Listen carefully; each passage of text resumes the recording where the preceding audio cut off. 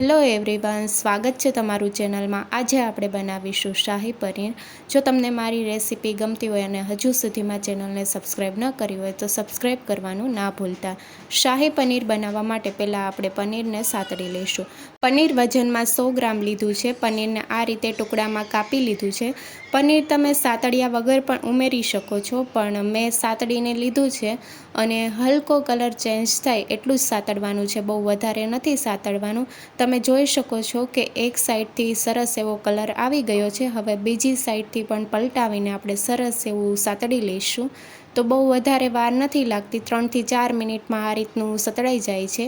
નજીકથી બતાવું તો આ રીતનું પનીર સતળાઈ ગયું છે। એક વાટકામાં કાઢી લઈશું અને હવે આપણે આ પેનમાં વઘાર કરી લઈશું ગ્રેવીનો।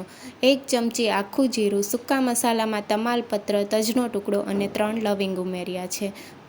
સૂકા મસાલાને પણ આપણે થોડી વાર માટે સાતળી લઈશું।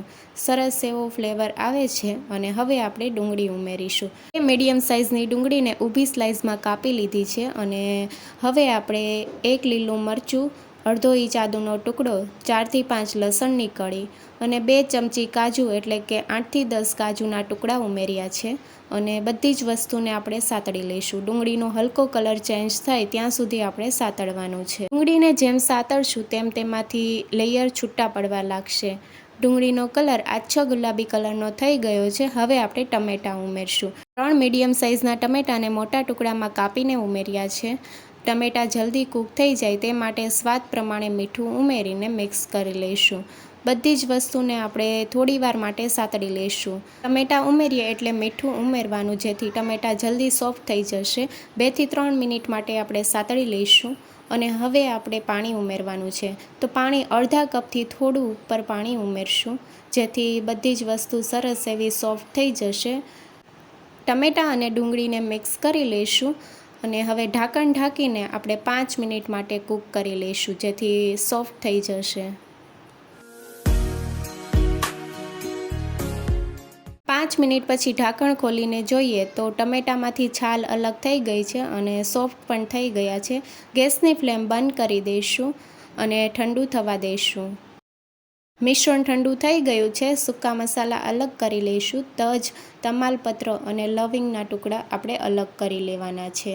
તો બધી જ વસ્તુને આપણે અલગ કરી લીધી છે અને મિક્સર જારમાં પીસવા માટે ઉમેરી દઈશું। એકદમ સ્મૂથ આપણે ગ્રેવી તૈયાર કરવાની છે। મિક્સર જારમાં મેં ઉમેરી દીધું છે અને આ રીતે પીસી લીધું છે। જો આ સમયે તમારે ગ્રેવીમાં મોટા ટુકડા રહી ગયા હોય તો ગળણીમાં ગાળીને સ્મૂથ કરી લેવાનું। ગ્રેવી આપણી તૈયાર થઈ ગઈ છે। હવે શાકમાં ઉમેરવાની પેસ્ટ તૈયાર કરી લઈશું। અડધો કપ દહીં લીધું છે। દહીં આપણે મોળું લેવાનું, જેથી શાકનો ટેસ્ટ ખરાબ ન થાય। 1 ચમચી કાશ્મીરી લાલ મરચું પાવડર સાથે અડધી ચમચી હળદર પાવડર, 1 ચમચી શેકેલા જીરાનો પાવડર અને અડધી ચમચી ધાણા જીરું પાવડર ઉમેર્યું છે। બધી જ વસ્તુને આપણે મિક્સરના મદદથી મિક્સ કરી લઈશું। દહીંને આ રીતે ફેટીને ઉમેરવાથી શાકમાં દહીં ફાટતું નથી। તો આ રીતે આપણે મસાલાને પણ ઉમેરી દીધા છે અને સરસ રીતે મિક્સ કરી લીધું છે। હવે આપણે શાક બનાવવાની તૈયારી કરીશું।